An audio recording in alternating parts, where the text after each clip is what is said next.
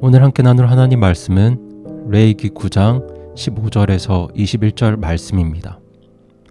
그가 또 백성의 헌물을 가져오고 백성을 위한 죄 헌물의 염소를 취하여 그것을 잡아 처음 것과 같이 죄로 인해 드리고 또 번제 헌물을 가져와 관례대로 드리며 또 음식 헌물을 드리되 그 중에서 한 움큼을 취해 아침에 태우는 희생물에 더하여 제단 위에서 태우고 또 백성을 위한 화평 헌물의 희생물 수소와 수양도 잡음에 아론의 아들들이 그 피를 그에게 가져오니 그가 제단 위에 돌아가며 그것을 뿌리니라.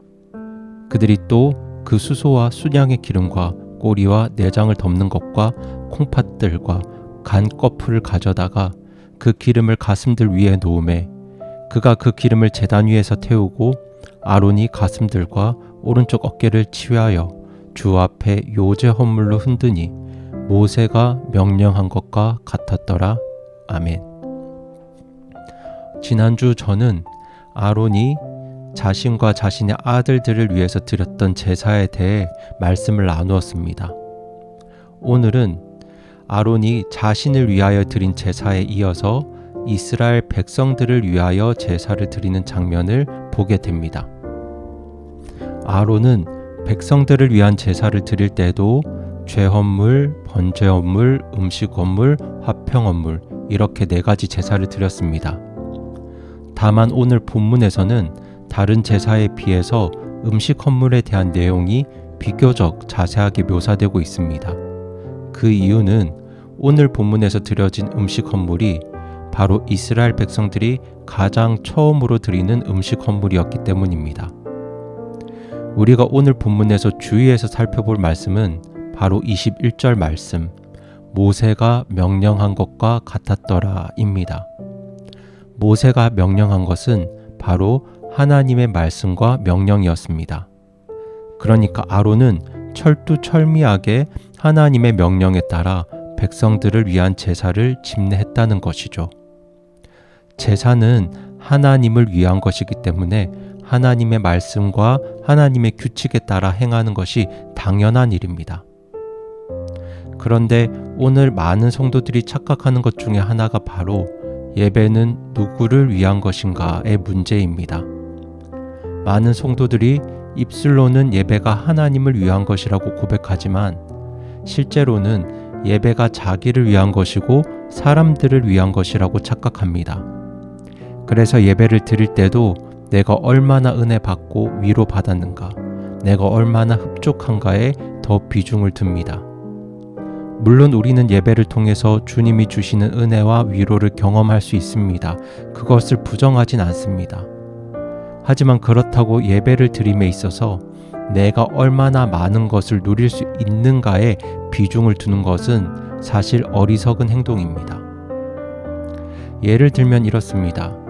사랑하는 두 남녀가 있습니다.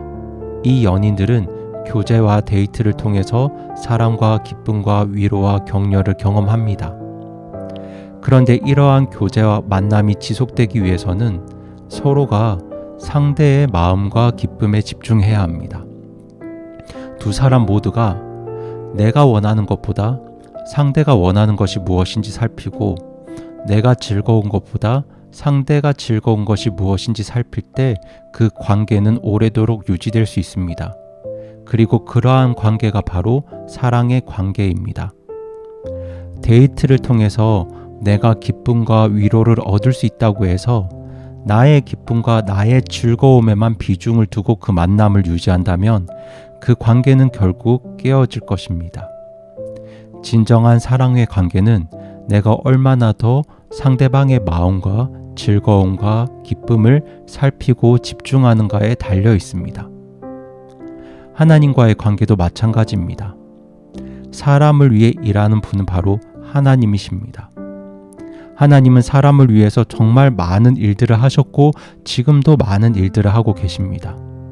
하나님께서 사람을 위해 하고 있는 일들을 세어보자면 정말 끝도 없습니다. 인간에게 자유를 주신 것, 인간을 사랑할 수 있는 존재로 만드신 것, 이를 위해서 세상이 죄로 물든 아픔과 위험까지 감수하신 것, 그리고 그렇게 하나님을 거절한 사람들을 위해서도 아들 예수 그리스도를 십자가에 내어주신 것, 지금도 하나님을 거절하고 있는 많은 사람들을 위해서 교회를 통해 일하고 계신 것, 구원받은 하나님의 자녀들에게 성령님을 보내셔서 그들을 지키시고 인도하시는 것 등 하나님께서 사람들을 위해 하고 계신 수많은 일들을 살펴볼 때 정말 우리를 향한 하나님의 마음이 얼마나 큰 것인지 헤아리기가 어렵습니다. 이처럼 하나님은 지금도 우리를 위해 일하고 계십니다. 여기서 우리는 예배의 진정한 의미와 목적을 발견해야 합니다. 예배는 하나님께서 사람을 위해 하시는 일이 아니라 사람이 하나님을 위해 하는 일입니다. 제가 앞에서 말씀드린 수많은 역사들은 바로 하나님께서 사람을 위해 하시는 일입니다. 하지만 예배는 하나님을 위한 것입니다. 하나님과 사람의 관계 속에서 사람이 하나님을 위해서 할 수 있는 가장 의미 있고 가장 중요한 일이 바로 예배입니다. 우리가 이 사실을 잊어서는 안 됩니다. 예배는 하나님을 위한 것입니다. 예배를 통해 내가 은혜와 감격과 기쁨을 누릴 수는 있지만 그것은 서로 사랑하는 연인들이 상대를 위한 마음으로 관계를 이루어갈 때 누리는 기쁨과 같은 것입니다. 우리가 예배를 통해 진정한 기쁨을 누릴 수 있는 유일한 길은 내가 받는 것에 집중하는 것이 아니라 하나님께 드리는 것에 집중하는 것입니다. 하나님의 마음에 집중하는 것입니다. 그것이 우리가 하나님 말씀에 따라 예배를 드려야 하는 이유이고 하나님 말씀에 집중해야 하는 이유입니다. 오늘날 상당수 그리스도인들이 하나님을 위해서 예배를 드린다고는 하지만 많은 경우 자기를 위한 예배를 드리고 있습니다. 그래서 내 생각과 내 모습을 변화시키려고 하기보다는 자기에게 맞는 교회, 자기에게 맞는 목사님들을 찾아갑니다. 나를 기쁘게 하는 교회, 나의 마음을 달래주는 설교자들을 찾아갑니다.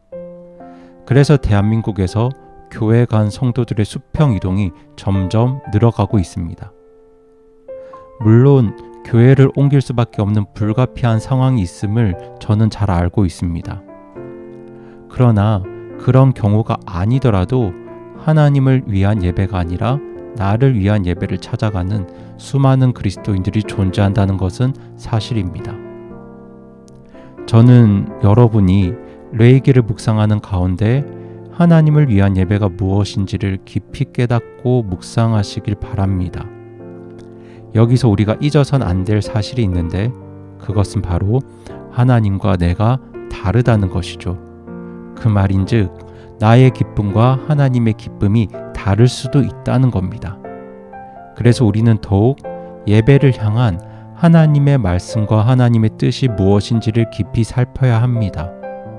그렇지 않으면 하나님께서 기뻐하지도 않는 예배를 드리면서 혼자 만족하고 착각할 수 있습니다. 이를 위해 오늘 본문에서도 반복되는 죄헌물, 번제헌물, 음식헌물, 화평헌물에 대한 의미와 그에 담긴 하나님의 뜻이 무엇인지를 더 깊이 묵상해 보시기 바랍니다. 이 안에 예배를 향한 하나님의 뜻과 하나님의 마음이 담겨 있습니다.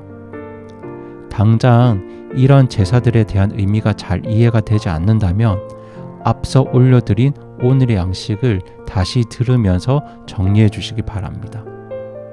이렇게 저와 여러분이 하나님을 위한 예배를 드리려고 수고하고 노력할 때 우리는 우리 교회와 예배를 통해 하나님 안에서 진정한 기쁨과 평안을 누릴 수 있을 것이라고 저는 확신합니다.